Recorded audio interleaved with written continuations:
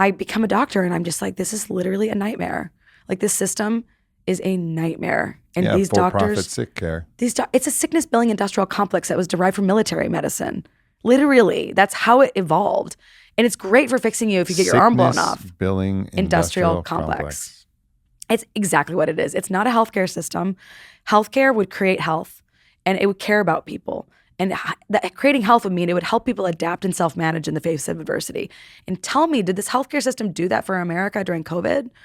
Arguably not. Like arguably, it's left a lot of people in debt. It's left a lot of people broken. We have this system where doctors I'm talking to daily are literally losing it. They have so much PTSD. Like I've talked to so many doctors that are just like, I have all the money I need and I go to work every day and I'm like, is this it? Is this it? And I basically left the mainstream system and started building my own sort of version of health span medicine. And people thought I was nuts. My parents thought I was crazy. They were like, you're a nut job. Like, what are you fucking thinking? Leaving mainstream medicine, trying to do your own thing in the middle of the most like competitive place in the fucking Americas. And I was like, yeah, I'm going to do that. And like, you should believe in me. And they're like, look, we think you're a fool. And I was like, oh shit. And then my friend came over and I was crying on the floor and he was just like, Molly, you got to pick yourself up off the ground. And he's like, you have to get your shit together. He's like, if you don't believe in yourself, nobody will. And he's like, I'm going to give you these tarot cards. And I was like, what am I going to do with these tarot cards, dude? He's like, look, I'm going to do your tarot. And he pulls out the Fool card. And I was like, oh my God, the Fool. What the fuck? I am a fool. I made a huge mistake.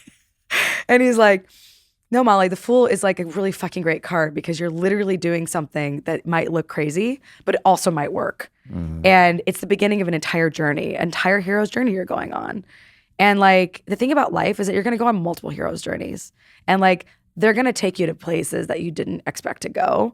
But if you don't go out and try and have courage and like lead with love, then like you're going to just continue living the same mundane existence you're going for. And to live that blisteringly true life to you, and let's say you, quote, fail at the end, who gives a fuck? Who gives a fuck? No one's ever regretted, like, do you hear that deathbed regret of like, I gave it everything I got. I poured my heart, soul, passion, and love into building something that I believe would change the world, and it didn't work out. I wish I would have never done that. Yeah. No.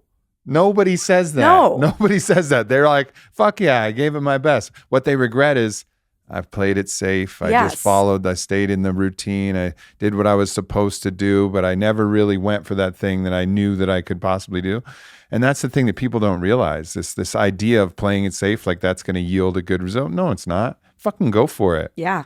Go for it. Like go out on your shield. So what? Exactly. Like this is what we're here to live. Okay, hey. Like if you're gonna go for anything in life, you just have to put yourself in the arena. Mm-hmm. Like you just have to. And if you're you might get like partially injured or killed, but at the same time, like I know people are gonna call me out and they're gonna be like, this woman is evil. This woman is the devil. She's trying to usher in sex and drugs. She's gonna like cause all sorts of havoc.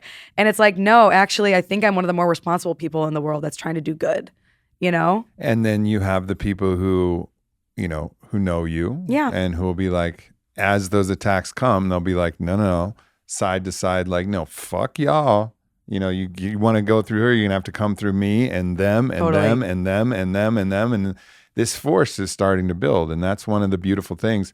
I mean, yes, this time has highlighted how deeply, deeply flawed our system is. I mean, you can look at Dr. Vivek Murthy talking about how loneliness is the number one epidemic in the world and all the studies about loneliness. And it's so simple to solve. It's so simple. It's community. It's community. It is literally connecting with people. Right. That is the only thing you need to do. And by the way, we should have drugs that are legal, that are enabled to be given to groups. Like there's no reason why you shouldn't be able to go to a group sound ceremony and take ketamine legally.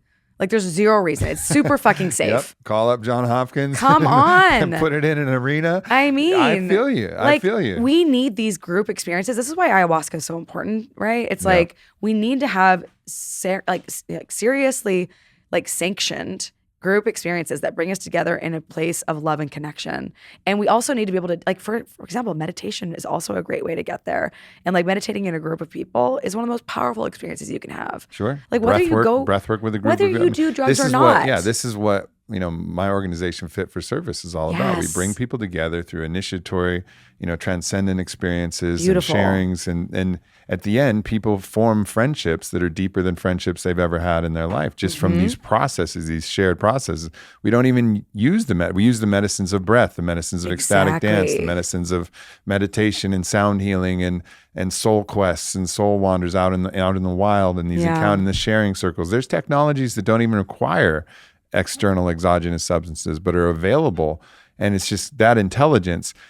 But going back to what I was saying, like, we understand that, loneliness is this absolute epidemic. We understand that obesity is one of the leading risk causes for all COVID mortalities, right? This is not a debatable fact. But how much effort, with the trillions of dollars we've launched, have we put towards loneliness or obesity? And it's like, where? It's like fucking crickets when you look out there. And if that doesn't wake people up to that this is not health, this is about something else, I don't know what will, because these are glaringly obvious. And instead it's isolation and this last stage intervention, and whatever you feel about those, fine. But let's look at these big, massive things that are not being addressed. Like, imagine if we can bring a love drug to the world that's a self-love drug that like teaches you about loving who you are. What would that do? Change everything. Right? Like, when I finally truly learned to love myself, which was literally in the last year, holy shit, did it change my entire reality. And it's like made it so easy for me to love people. Like, just so easy for me just to like send love to people. It's almost a prerequisite, honestly. It really is. It's like very difficult to love another if you don't love yourself. Really is. Absolutely true. And the thing is like, obesity is whenever I see an obese person, it's like I am seeing two things. They're unconscious to their eating behavior, or there's often major trauma under the surface. Sure. And what people don't realize is that when you develop insulin resistance, like, and you overconsume and you eat because of stress, which a lot of people in impoverished situations do, and the only food available to them is the unhealthy packaged processed foods and fast foods because that's all they can afford. Basically, those foods and that stress response literally, like in primitive times, like we would have sought food in order to help survive. Like, it's a primitive impulse to just seek food to survive. Like, it literally is baked into our biology. And like insulin resistance, which I've discovered through my research, was actually an adaptive response in the short term. It's actually an adaptive response in the short term. If there's no food available, your body actually naturally becomes insulin resistant in order to enable you to actually fight off infection, put on food very quickly, and actually be able to mobilize fat available to you. Like basically be able to keep, not mobilize fat, but be able to keep blood sugar in your bloodstream. So you have fuel available to your brain so that you can get out of danger, right? So that like insulin resistance would naturally raise your blood sugar. And I basically like look at like obesity and a lot of things as adaptive responses that are gone awry in chronic situations. Sure. So chronic stress just means people chronically eat.